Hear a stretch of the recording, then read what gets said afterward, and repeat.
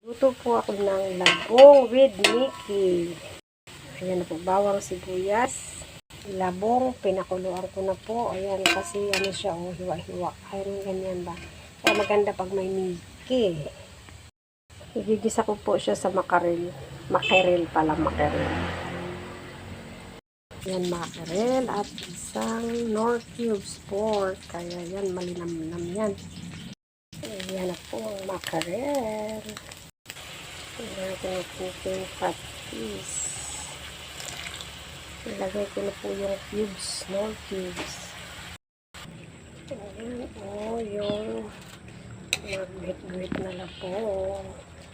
Palalambot. Malambot na po yan.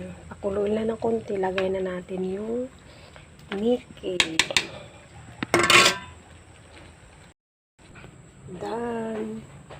Labong with pansit ba ito ginamit ko? Ay, pansit habab ginamit ko kasi wala kami available na fresh Mickey. Masarap din, mga kalabuan. Kain tayo.